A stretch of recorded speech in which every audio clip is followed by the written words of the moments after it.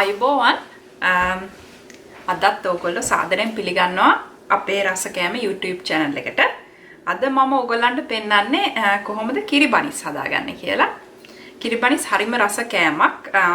ඉතින් ඔයගොල්ලන්ට ගෙදර තියෙන ද්‍රව්‍ය වලින්ම මේක හදාගන්න පුළුවන්. හරිම ලේසි.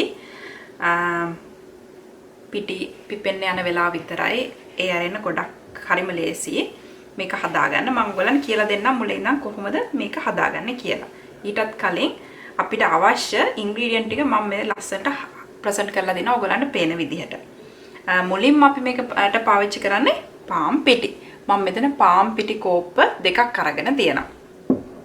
ඊට පස්සේ මම මේකට අරන් තියනවා කිරි. මේ ෆ්‍රෙෂ් මිල්ක්. එතකොට කිරි කෝප්පයයි.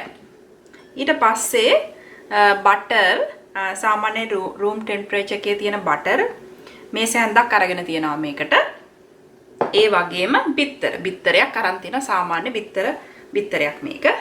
ඒ වගේම මේක තවත් රස වැඩි වෙනවා. ඔයගොල්ලෝ මේකට දැම්මොත් කිරි පිටි. මේ සාමාන්‍ය අපි පාවිච්චි කරන කිරි පිටි තේ හදන්න පාවිච්චි කරන කිරි තේ හදන්න පාවිච්චි කරන කිරි පිටි. ඊට පස්සේ මම අරන් තියනවා සීනි මේස හැන්දක් මෙතන. ඒ වගේම yeast තේ හැඳි එකමාරක්. ඒ වගේම ලුණු තේ හැඳි කාලක්. ලුණු ඕගලන්ගේ අවශ්‍ය රස පදමට ලුණු මම අරන් තියෙන මෙතන තේ හැඳි කාලයි. ඒ වගේම මම මේ පාම් පිටි කෝප්ප දෙකෙන්ම පාම් පිටි වෙනම එකට හොරලා තියෙනවා. පාම් පිටි සාමාන්‍යයෙන් අතට අහුවෙන මේ සැන්දක් වගේ මේ අපේ පිටි මෝලිය හදාගන්න අවශ්‍ය පාම් පිටි. ඒ වගේම මම මෙතන තව පාවිච්චි කරලා තියෙනවා බිත්තරේකුයි ඒකට පොඩ්ඩක් කිරි දාලා මිශ්‍ර කරලා හොඳට ගහපු දියරයක්. මේක අපි පාවිච්චි කරන්නේ බනිස් එක හදලා උඩ ලස්සන්ට golden color එකක් ගන්න ඕන අපිට. ඒකට තමයි මෙන්න මේක පාවිච්චි කරන්නේ. හරි. ඊට පස්සේ අපි බලමු කොහොමද මේක හදන්නේ කොහොමද කියලා. ඇත්තට මේ කිරි පොඩ්ඩක් මේ රස්නේ කිරි අරන් තියෙන්නේ. පොඩ්ඩක් මේ රත් කරලා ගන්න වැඩි නෙවෙයි ගොඩක් නෙවෙයි. මොකද මේකට තමයි අපි yeast දාන්නේ. ඒකට හේතුව තමයි yeast ඉක්මනට ඒක පිපෙනවා රස්නේ තිබ්බොත් එහෙම. ඒකයි අප්පඩ රස්නේ කිරි අරගෙන තියෙන්නේ. මම මුලින්ම කරන්නේ මේ කිරි කෝප්පය මගේ මේ බෝල් එකට දානවා. හරි. ඊට පස්සේ මම මේකට මගේ සීනි මේ සැන්ද දානවා. ඔයගලන්ට පුළුවන් ඒ ගාම මේක කලවම් කරගන්න. ඊට පස්සේ yeast තේ හැඳි එකමාර.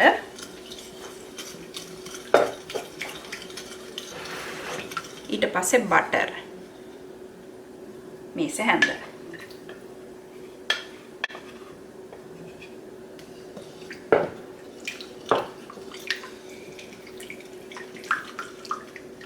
ඊට පස්සේ බිත්තර. දැන් මේවා දාන ගමම ඔයගොල්ලෝ කලවම් කරන්න. එතකොට මේකේ ගාම මික්ස් වෙනවා. ඊට පස්සේ ලුණු. ඊට පස්සේ අපේ මිල්ක් පවුඩර් කිරි පිටි.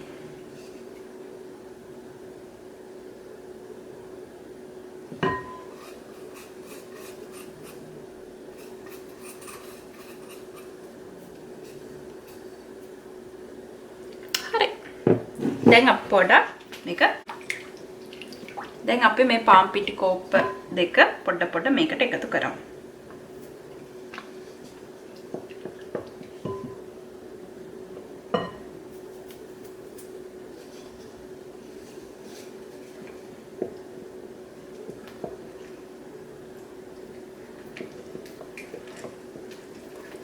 ඊට කලවම් කරන ගමන් මේක එකතු කරන්න.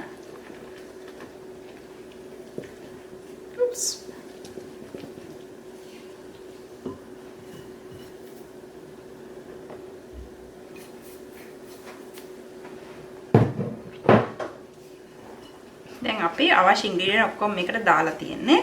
දැන් අපි මේකේ පිටිමෝලිය හදාගමු. පිටිමෝලිය හදාගන්න කලින් ඔයගොල්ලෝ පොඩ්ඩක් මේ හැම ඉන්ග්‍රීඩියන්ට් එකක්ම එකට එකතු වෙන විදිහට මේක පොඩ්ඩක් අනා ගන්න.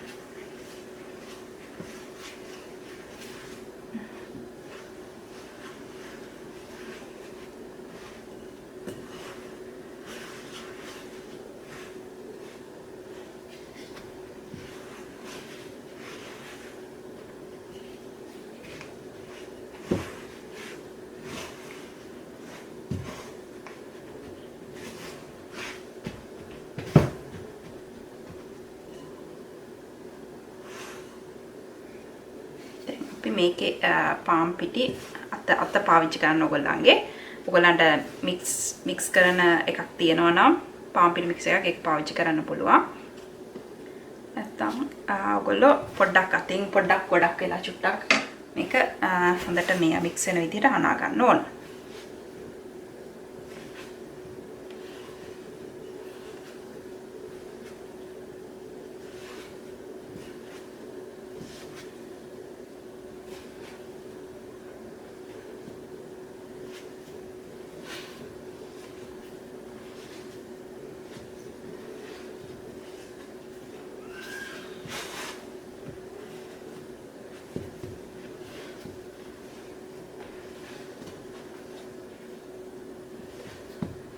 ඔයගලන්ට පොඩ්ඩක් මේ වියලි පැත්තක ඉන්නවා නම් ඔයගලගේ මොලිය පොඩ්ඩක් වේලෙන් බලන ඔයගලලා වතුර ටිකක් එකතු කරන්න පුළුවන්.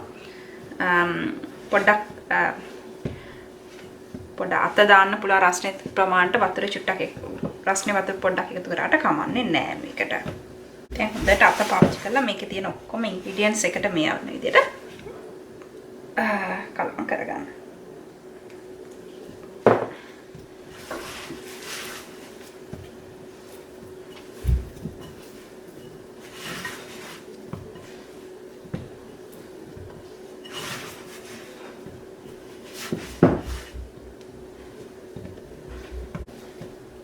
දැන් අපේ පිටිමෝලිය ලස්සන්ට එකට ඇවිල්ලා තියෙන. දැන් මම කරන්නේ මේ භාජන ඉවත් කරලා ෆ්ලැට් සර්ෆේස් එක අරගෙන ඒක හොඳට පිටිමෝලිය හදා ගන්නවා. ඔයාලට අවශ්‍ය විදිහට මේකට පිටි මිශ්‍ර කරන්න පුළුවන් ඇලෙනවා වගේ න ะ.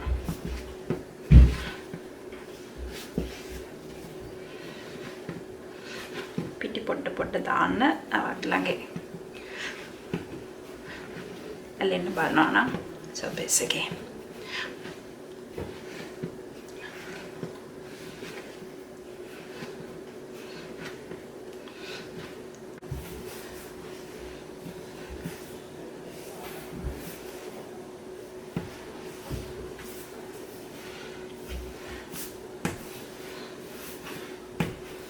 හරි දැන් මම විනාඩි 10ක් විතර මේක මම මේ ඇනුවා. දැන් ලස්සන පිටිමෝලියක් ඇවිල්ලා තියෙන්නේ. ඔයාලට පේන්නේ නැති පොඩ්ඩක් අතේ ඇලවෙන්නේ ලස්සනට තියෙනවා. දැන් මම කරන්නේ මේ පිටිමෝලිය මට මේ සාමාන්‍ය ප්‍රමාණයට පුළුවන් තරම් මේ සමාන ප්‍රමාණ වලට මේ පිටිමෝලිය කෑලි 8කට කපා ගන්න එක. මම ඒකත් ඔයගලන්ට පෙන්නන්නම්. දැන් ඔයාලට පේන ඇති මගේ පිටිමෝලිය ලස්සනට මේ ඇවිල්ලා තියෙන්නේ. දැන් මම මේක පිහියක් භාවිතයෙන් ඔයගොල්ලෝ පිහියක් නැත්නම් ඔයගොල්ලෝ අර පාම් මොලි කපන ප්ලාස්ටික් මේවා තියෙන මංගාව එහෙම එකක් නැහැ. එහෙනම් මම පිහියෙන් යාන්තම් මගේ සර්ෆේස් එක කැපෙන්නේ නැති විදිහට කපා ගන්නවා. මම මුලින්ම කරන්නේ මැදින් මේක මෙෂර් කර ගන්නවා. ඊට පස්සේ ඉතුරු භාගෙත් දෙකට කපා ගන්නවා. අනිත් එකත් දෙකට කපා ගන්නවා. කපාගෙන ඊට පස්සේ මම කරන්නේ මෙන්න මෙහෙම මට මගේ හැට දැන්න ප්‍රමාණයට මම මේක කපා ගන්නවා. දැන් හරියට කෑලි 8ක් කපලා තියෙන්නේ.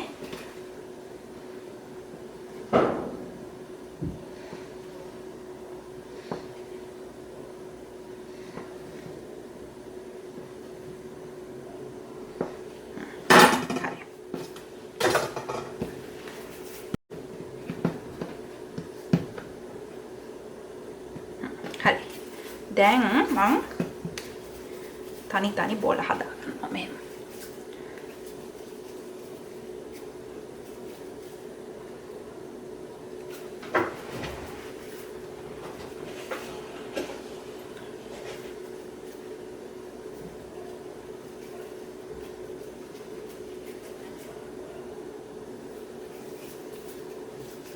දැන් අපි තනි බෝල අරගෙන මම ඔයගලන්ට පෙන්නන්නම් මේකේ ලස්සනට බෝල හදාගන්න විදිය.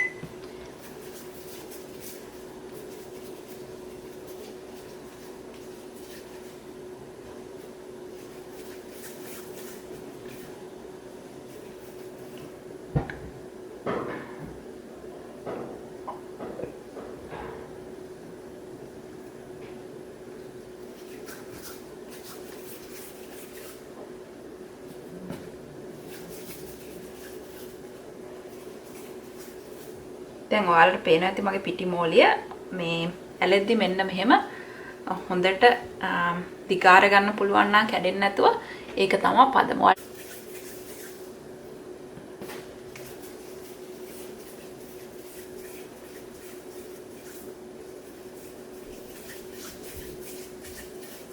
බටර් තවරලා ග්‍රීස් කරලා මේක පාන් පිටි දාටලා මේ අපේ පිටි මෝලිය දාන්නේ කියලා.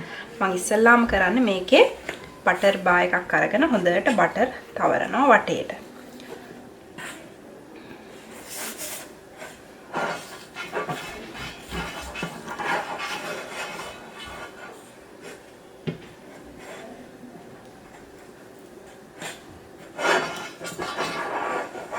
හරි. දැන් අපි හොඳට බටර් තවරුවා. ඊට පස්සේ අපි කරන්නේ මේකට පාන් පිටි පොඩ්ඩක් අරගෙන පාන් පිටි අරගෙන මේකේ වටේට ඒක මේවා කරනවා.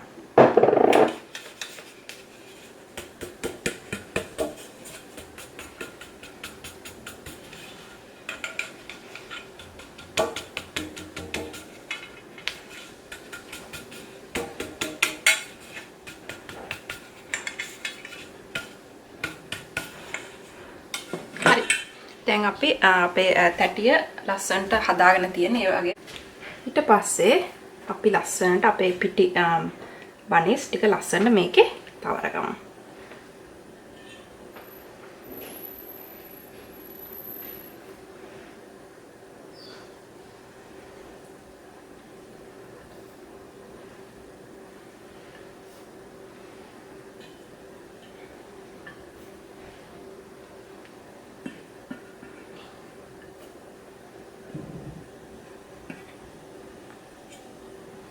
දැන් අපි කරන්නේ මේක තෙතරෙදි කැඩකින් තෙතරෙදි ටවල් එකකින් මේක වහලා රස්නේ තැනක තියාගන්න එක. මේක තියාගන්න ඕන පැයකමාරක් තියාගන්න බලන්න මේක පිපිලා වලට පෙනේ මේක හොඳට පිපිලා තියෙනවා. මම ඔයගොල්ලෝ හම්බෙන්න තව පැයකින් එන්න මේක කොයි වගේද කියලා බලන්න. අපි ඉන්නේ මේ සීතල පැත්තක.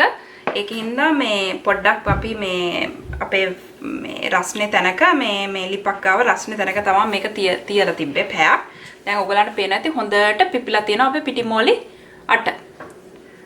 දැන් අපි කරන්නේ මේ පිටිමෝලි අට මේ වලට අපි දවටනවා මේ කිරි බිත්තර අපේ මිශ්‍රණය. මම ඔයාලට පෙන්නන්නම් ඒක.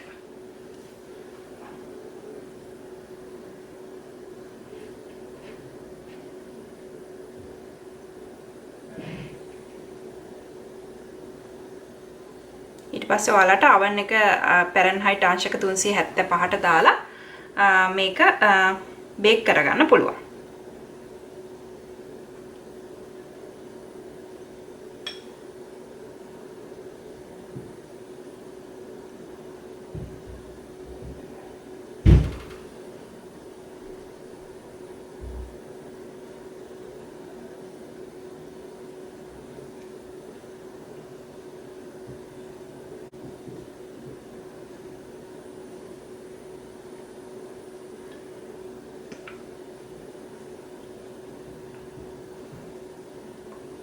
මේක ගාපුවම තමයි ලස්සන රන්වන් පාටක් ඔයාගේ බනිස් එකට හම්බෙන්නේ. හරි ඒකත් ඉවරයි. දැන් අපේ oven එක රත් වෙලා තියෙන අංශක 375ට මම මේක කරන්නේ මේක ගිහලා මගේ oven එකේ තියෙනවා. මැද තට්ටුවෙන් තියන්න ගොඩාක් උඩට එන්න නැති වෙනත් පල්ලෙහාට එන්න නැති වෙනත් විදිහට. පොඩක් පරිස්සමෙන් තියද්දි. හරි. දැන් අපි විනාඩි 18කින් ආය පාර විනාඩි 18කින් අපි බලමු කොහොමද අපේ කිරි බනිස් එකේ මේ හැදිලා තියෙන්නේ කොහොමද කියලා.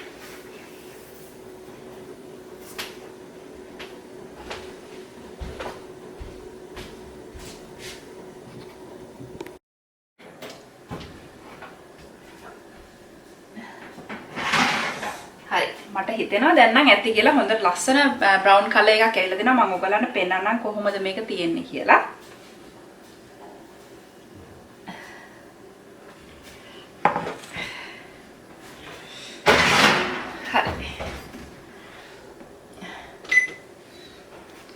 මේ තමයි මගේ කිරි බනිස් එක. ගොඩක් රස්නේ. දැන් අපි කරන්නේ මේකට තෙත රෙදි කෑල්ලක් තියලා මේක පොඩ්ඩක් වෙලා රස්නේ නිමනකන් තියෙන. ඒකට තමයි මේක ගොඩක් සොෆ්ට් වෙන්නේ. oven එකෙන් බාගත්ත ගමන් අමතක කරන්න එපා. මේක සොෆ්ට් වෙන්න තවත් මේක බලපානවා. බටර් පොඩ්ඩක් මේක වටේට උණුවෙන්ම ගා ගන්න. එතකොට මේ පාන් එක ඉක්මනට සොෆ්ට් වෙනවා. මම කරන්නේ මේ බටර් බා එකක් මම අරගෙන තියෙනවා. ඒක මේකේ පොඩ්ඩක් තවර ගන්නවා. එච්චර අමාරු නෑ තවරන්න. මොකද බනිස් එක ගොඩක් රස්නේ හින්දා මේක ඉක්මනට උණු වෙලා දියරේ ඇලෙනවා බනිස් එකේ. හරි. තව විනාඩියකින් අපි බලමු මේක මොන වගේද කියලා තත්ත්වය. ට නිමිලා තියෙන්නේ පොඩ රස්නේ ගොඩම නිමිලා නැහැ. හැබැයි ගොඩක් මේ පිච්චෙන රස්නයක් නැහැ. දැන් මම කරන්නේ මේක ඔයගලන්ට පෙන්නනවා කොයි වගේද ඇතුළත කියලා.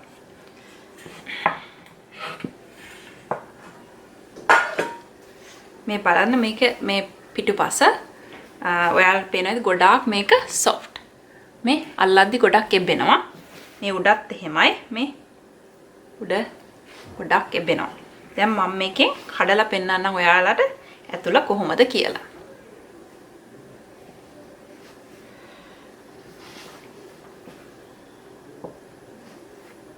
මේ ගොඩක්ම soft. මේ ඇතුළේ බෙද්දි හොඳට ඇතුළට එබ්බෙනවා. ඔයාලා අනිවාර්යෙන් හදලා බලන්න. ගොඩක්ම soft ඒ වගේම ගොඩක්ම රහයි.